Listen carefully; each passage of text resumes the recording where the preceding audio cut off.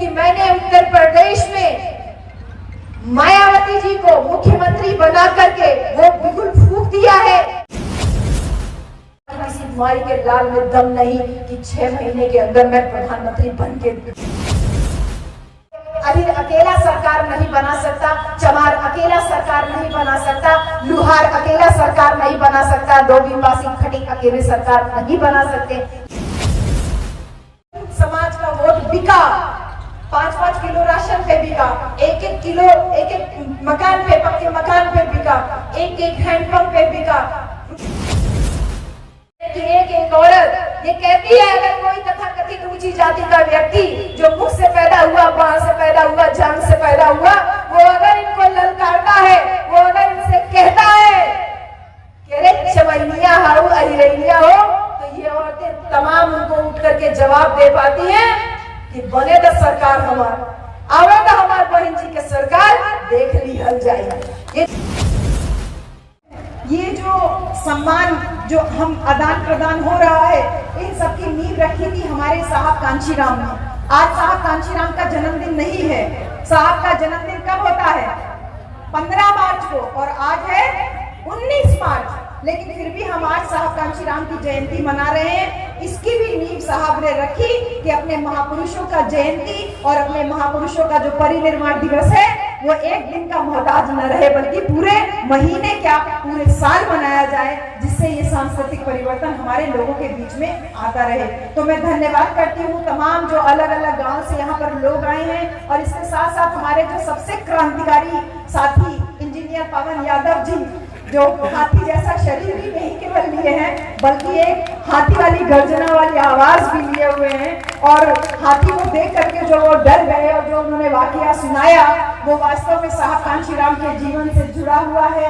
कि साहब ने कहा था, ये बहुजन समाज हाथी के समान विशाल है, लेकिन जातियों में ऐसे बटा हुआ है जहाँ धोबी से पासी कहता है मैं तुझसे ऊंचा, पासी से चमार कहता है मैं तुझसे ऊंचा, चमार कहता है धोबी से तू कैसे ऊंचा, मैं तुझसे ऊंचा, उससे कहेगा खटीक तय कैसे ऊंचा, उससे ऊंचा हम, और फिर उसे लुहार कहता है मैं तुझसे ऊंचा, सुनार कहेगा मैं तुझसे ऊंचा, अहिर कहेगा मैं तुझसे ऊंचा, कुंभी कहेगा मैं तुझसे ऊंचा। सब लोग जो ऊंच नीच में बटे हुए हैं। साहब कहते थे इस हाथी के समान विशाल समाज को जो जातियों में बांटा गया है, जो ऊंच नीच की व्यवस्था हमारे ऊपर लादी गई है, जिसकी वजह से हम अपने ताकत का एहसास नहीं कर पा रहे हैं, उस हाथी को जो बैठा था, जो सोया था, जिसको अपनी ताकत का एहसास नहीं था, उसको अपनी ताकत का एहसास करा के उत्तर प्रदेश में 1 बार 2 बार नहीं बल्कि 4-4 बार सत्ता का स्वाद चखाने वाले साहब कांशीराम को शत-शत कोटि-कोटि नमन करती हूँ। और इसके साथ ही साथ मैं बार-बार धन्यवाद आप लोगों को इसलिए दे रही हूँ क्योंकि ये थोड़ा कटिया का समय है, गेहूं और जो इसके साथ साथ सरसों का जो काम इस समय चल रहा है तेजी से गांव के बीच में, तो मैं फिर भी आप लोग इतनी संख्या में यहाँ उपस्थित हुए, मैं धन्यवाद करती हूँ। और इसके साथ ही साथ आज से ठीक 1 साल पहले, अगर आज का समय आप देखिए, आज है 19 मार्च और ठीक 1 साल पहले 10 मार्च 2022 को चुनाव का रिजल्ट आया था बहन जी, आया था ना भाई?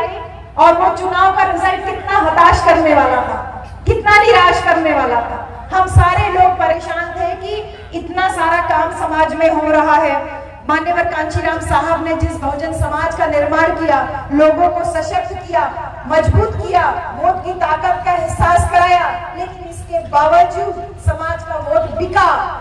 5-5 किलो राशन पे बिका, 1-1 किलो एक मकान पे, पक्के मकान पे बिका, 1-1 हैंडपंप पे बिका, रुपयों में बिका। ये जो समाज को मजबूत करने का जिम्मा साहब ने लिया था, वो साहब के जाने के बाद गांव-गांव में जो कैडर कैंप्स हो रहे थे वो बंद हो गए, जिसका नतीजा हमको इस बार के चुनाव परिणाम में देखने को मिला। बहन जी हताश भय लानी ना, रिजल्ट आया तो बहुत परेशान लानी ना, अब कुछ सुझाई नहीं देख रहा, सब तरफ अंधकार ही अंधकार दिखाई दे रहा था। हम भी बहुत परेशान थे।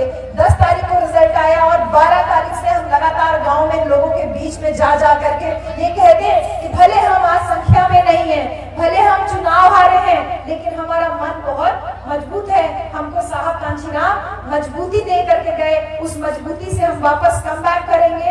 हम लोग बिखरेंगे नहीं, हमको निराश नहीं होना है। इसी अंधकार में जो समाज डूबा था पिछले 1 साल से, कहीं कोई कार्यक्रम नहीं हो रहा, कुछ नहीं हो रहा, क्योंकि हम सारे लोग राजनीति के ऊपर इतनी निर्भरता हमारे ऊपर हो गई है कि हम सारे लोग राजनीति में सब कुछ देख रहे हैं। और इसका नतीजा ये हो रहा है कि जो समाज में जागरूकता के कार्यक्रम चल रहे थे वो पूरी तरीके से जो बंद है, और ये जो अंधकार में धीरे धीरे समाज जा रहा है। तथागत बुद्ध ने जो आदर्श स्थापित किया था, बाबा साहब डॉक्टर भीमराव अंबेडकर की जो विचारधारा थी, उसको प्रकाशित करने के लिए और समाज को एक नई रोशनी देने के लिए, और इसके साथ ही साथ जो अपनी अपनी जिम्मेदारी है, अपने अपने हिस्से की जो मशाल है उसको जलाए रखने के लिए आज साहब कांशीराम की जयंती के अवसर पर यह बहुजन महासम्मेलन का आयोजन किया गया है, ताकि अपने पुरखों की विरासत को, साहब कांशीराम की धरोहर को वापस जिंदा किया जा सके।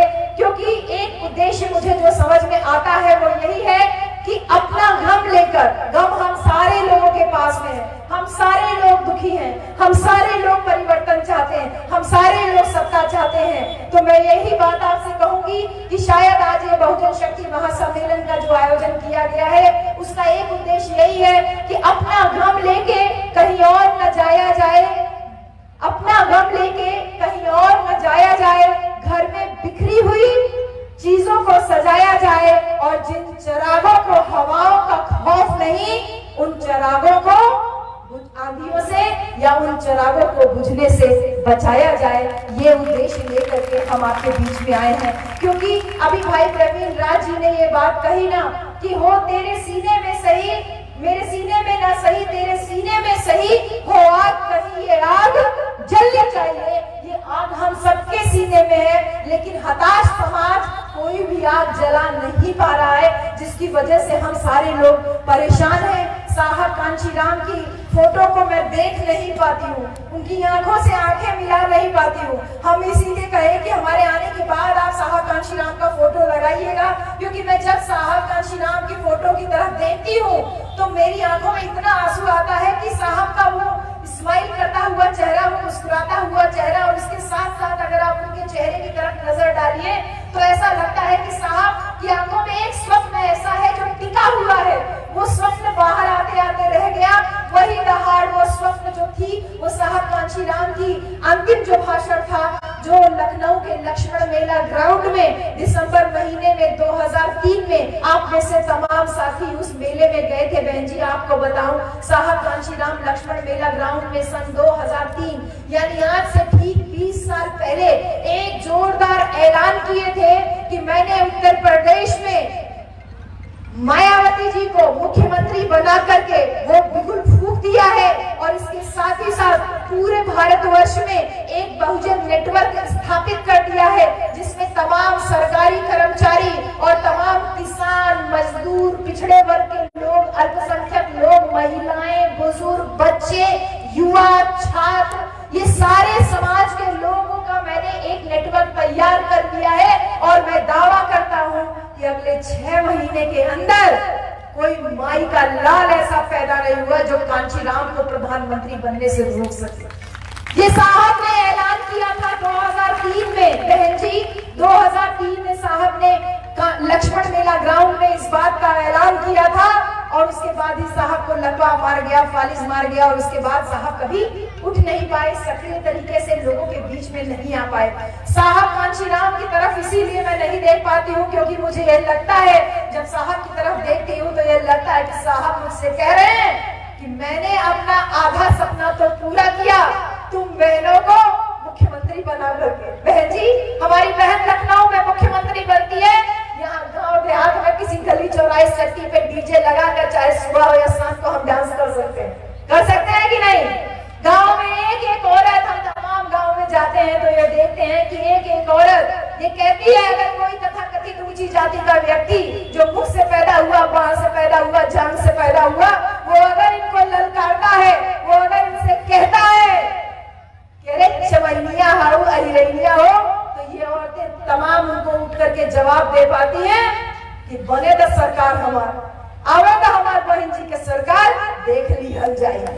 ये जो मजबूती से आप जवाब देती है ना कि आवे तो सरकार देख ली हल जाए, ये मजबूती दी साहब कांशीराम ने उनका अधूरा सपना आपको और हमको पूरा करना है। एक सपना पूरा करके गए, आपको उत्तर प्रदेश में शासन सत्ता का स्वाद चखा के गए। इसके बाद का जो सपना था साहब का, वो अधूरा है, जो साहब ने ललकारा था इन मनुवादी लोगों को। और ऐसी ललकार थी, वो समय था जब साहब कांशीराम ने कहा था कि किसी माई के लाल में दम नहीं कि 6 महीने के अंदर मैं प्रधानमंत्री बन के दिखाऊंगा। वो सपना आपको और हमको मिल करके पूरा करना है, क्योंकि साहब ने तिनका जोड़ा था, गांव-गांव घूमे, पैदल पैदल घूमे। इतनी बड़ी नौकरी से इस्तीफा देने के बाद आदमी की हालत ऐसी हो जाती है, हम हिम्मत नहीं कर पा रहे हैं। आज हमको नौकरी बहुत बड़ी बाधा लग रही है। हम बार बार सोच रहे हैं कि हम नौकरी छोड़ दें, लेकिन हमारे कुछ साथी लोग हमको नौकरी नहीं छोड़ने दे रहे हैं। और सही मायने में तो ये है कि हम ये भी सोच रहे हैं कि हम साहब कांशीराम उस समय इतना बड़ा निर्णय ले पाए, लेकिन हम ये निर्णय नहीं ले पा रहे हैं। इतना पीछे क्यों हो पा रहे हैं? साहब का सपना बार बार हमारे दिमाग में आता है कि उस समय साहब इतना बड़ा निर्णय ले लिए नौकरी छोड़ के समाज को बनाने के लिए, और आज हम सारे लोग इतनी सारी संख्या में होने के बावजूद, हमारे लोग इतना पैसा कमाने के बावजूद, हमारे पास धन बल है, हमारे पास जन बल है, हमारे पास मन का भी बल है, इसके बावजूद हम लोग शासन सत्ता से दूर है। साहब कांशीराम गांव-गांव, पैदल पैदल, साइकिल घूम करके SC ST OBC और माइनॉरिटी, अनुसूचित जाति, जनजाति जिसको आदिवासी बोला जाता है, पिछड़ा समाज जिसमें अहिर, लुहार, कहार, सुनार, गरैया, पाल, तमाम जो पिछड़ी जाति के लोग हैं, इन सब जातियों को, और इसके साथ ही साथ मुसलमान, सिख, ईसाई, बौद्ध, ये पूरा जो अल्पसंख्यक समाज था, इसको इकट्ठा करके, एकजुट करके साहब कांशीराम ने हमको एक बहुजन नाम की छतरी दी। इस धूप के मौसम में हमको ये छतरी का काम कर रहा है ना, ये टेंट जो लगा है छतरी का काम कर रहा है ना, इस धूप से बचा रहा है। अगर बारिश होती तो बारिश से भी बचाता। इसी तरीके से साहब कांशीराम ने 6500 जातियों में बटे हुए समाज को एक छतरी दिया, एक अम्ब्रेला दिया, एक शेल्टर दिया, एक शरण दिया, और क्या कहा कि तुम अलग अलग बटे रहोगे तो तोड़ दिए जाओगे, इकट्ठा रहोगे तो बहुजन नाम से जाने जाओगे। अहिर अकेला सरकार नहीं बना सकता, चमार अकेला सरकार नहीं बना सकता, लुहार अकेला सरकार नहीं बना सकता, डोबीवासी, खटिक अकेले सरकार नहीं बना सकते। लेकिन साहब ने बहुजन समाज बना करके इन तमाम जातियों को इकट्ठा करके, एकजुट करके, उस बहुजन समाज का निर्माण करके एक सुंदर माला में पिरोया, हम सबको बहुजन नाम दिया। साथियों, इसी बहुजन माला में आज अपने अपने स्वार्थ की वजह से इस माला में जो मोती पिरोए गए थे, अलग अलग जातियों से साहब ने जो नेता तैयार किए थे, ये मोतियों की जो माला थी, वो धीरे धीरे लोग भटक रहे हैं, इधर उधर भटक रहे हैं, चाहे अज्ञानतावश भटक रहे हैं या भूलवश भटक रहे हैं। विचारधारा के धागे में सेट होने का जिनको प्रयास करना था, वो विचारधारा से अलग हट रहे हैं। सिर्फ अपने एक स्वार्थ कि मुझे टिकट मिल जाए, मैं नेता बन जाऊं, मुझे कहीं सम्मान मिले, मुझे यहाँ सम्मान नहीं मिलता, इसलिए ये तमाम कारण लोग दे करके इधर उधर छिटकते बिटकते नजर आ रहे हैं। इन सभी साथियों को जो भटक रहे हैं, इन सभी साथियों को वापस साहब कांशीराम की उस बहुजन विचारधारा रूपी माला में पिरोने के लिए और संगठित करने के लिए हमने आज इस बहुजन शक्ति महासम्मेलन का आयोजन किया है। बहन जी, जब भी हम कोई ऐसा सम्मेलन करते हैं, आप सब लोग इकट्ठा होती हैं तो अच्छा लगता है ना, अच्छा लगता है ना। आप संख्या बल देखल जाला तो नहीं लगा रहना कि हमें अकेले ना है, जब भी कुछ चाहल जाला, हमारा समाज भी चाहते कि हमारा समाज इकट्ठा होने के चाहिए। कहे भैया, कितने समय से इधर आप देख रहे हैं आजमगढ़ में कोई भी बड़ा आयोजन नहीं हो रहा, अपनी शक्ति का एहसास नहीं होता। हर एक व्यक्ति सोचता है चुनाव आएगा तब आगे काम करेंगे। आज इस चुनाव और इस राजनीति के चक्कर में हमारा समाज, जो हमारे साहब कांशीराम जिस विचारधारा का प्रचार प्रसार चाहते थे, राजनीति ने उसको पूरी तरीके से अपने कब्जे में कर रखा है। और राजनीति इतना ज्यादा विकृत रूप ले चुकी है कि समाज से राजनीति थी। साहब ने कहा कि वोट हमारा, राज तुम्हारा, नहीं चलेगा, नहीं चलेगा। इस समाज ने राजनीति को खड़ा किया, इस समाज ने अपना वोट दे करके राजनीति को मजबूत किया, और आज राजनीति इतनी हावी हो गई कि आज राजनीति समाज को गवर्न कर रही है, राजनीति से समाज संचालित हो रहा है। होना चाहिए था कि समाज के आगे राजनीति झुकती, लेकिन आज राजनीति के आगे समाज झुक रहा है। जो नेता हमारे दरवाजे मांगता है, काकी गोड़ धरत है वोट वही के दिया, आजी गोड़ धरत है वोट हमारी के दिया, भैया गोड़ धरत है वोट हमारी के दिया, काका गोड़ धरत है वोट हमारी के दिया। जो नेता चुनाव के दौरान आकर के आपके दरवाजे पे आपका पांव छू करके वोट मांगता है, उस लोकतंत्र को जो स्थापित किया गया, जहां बड़ी बड़ी जाति के लोग तथा कथित ऊंची जाति के लोग, बड़े बड़े नेता भी आपके दरवाजे पे आके आपका पांव छूने को मजबूर हो गए थे, ऐसे में ऐसा क्या हुआ कि वही नेता चाहे चुनाव जीते या हारे, चुनाव होने के बाद कभी भी हमारे दरवाजे पे नजर नहीं आता। मैं गलत कह रही हूँ तो मुझे बोलिए, मैं गलत कह रही हूँ तो मुझे टोकिएगा। चाहे नेता चुनाव जीते, मेरी बात पर ताली मत बजाइएगा, सोचिएगा। हम परिवर्तन की लड़ाई लड़ रहे हैं, इसलिए हमने कुछ सख्त निर्णय लिए, हमें ये सब वापस रास्ते में लेके आना है। साहब का वो अधूरा सपना पूरा करना है। हम पति पत्नी दोनों लोग लग करके आपके बीच में लगातार काम कर रहे हैं। हमें वो सपना सोने नहीं देता, हम साहब के उस सपने को जी रहे हैं, जीने की कोशिश कर रहे हैं और आप लोगों को भी समझाने का प्रयास कर रहे हैं कि साहब जिस सपने को पूरा करने की चाहत रखे थे कि राजनीति समाज से चलती है, राजनीति से समाज नहीं चलता, हो रहा बिल्कुल उल्टा। राजनीति पे हम इतना निर्भर हो गए कि चुनाव चाहे नेता हारे या जीते, चुनाव के बाद एक को नेता हमारे घर पे झांकने नहीं आता। जब चुनाव होगा तो उसके बाद फिर आ जाए, भले किसी का रही हो, किसी के यहाँ कोई मृत्यु हो गई हो, कोई शादी विवाह हो, तो भले आ जाए 1500 रुपया लेके, नहीं तो वो नजर नहीं आता। यानी कि राजनीति पे इतना ज्यादा हमारी निर्भरता हो गई है कि धीरे धीरे पूरा समाज अलग अलग राजनीतिक पार्टियों का गुलाम बन करके रह गया है। कितनी शातिर तरीके से एक नैरेटिव सेट किया जाता है हमारे समाज में। क्या नैरेटिव? नैरेटिव का मतलब बहन जी, जैसे कहते हैं ना, अरे तू तो चोर होगा, चोर होगा, चोर होगा। लड़कियों के बचपन से अगर 4 बार कहा तू चोर हुआ, चोर हुआ, तो लड़कियां सच सोचे लगी कि सही है, माई कहती है कि हम सच में चोर हो। हाँ, तो अगर आपने किसी को कहा कि तू चोर है, तो एक पल को उसको खुद भी लगने लगता है कि मैं चोर हूँ। इसी प्रकार से इस बहुजन समाज की जो राजनीति थी, जो साहब कांशीराम और माननीय नेताजी जो आज हमारे बीच में नहीं है, जो राजनीति की नींव रख के गए थे, जिसने इस मनुवाद रूपी राजनीति जो उस समय चल रही थी उसकी चूल्हे हिला के रख दी थी, जो नारा चला था DS4 का, मिले मुलायम कांशीराम हवा में उड़ गए, जय श्री राम। ये साहब कांशीराम के समय में, नेताजी के समय में जो नारे चले थे, इन लोगों के जाने के बाद आज हम लोगों का क्या हाल है कि ये कुछ तथाकथित लोग चालाकी से इन लोगों ने हमको बांटा। कैसे?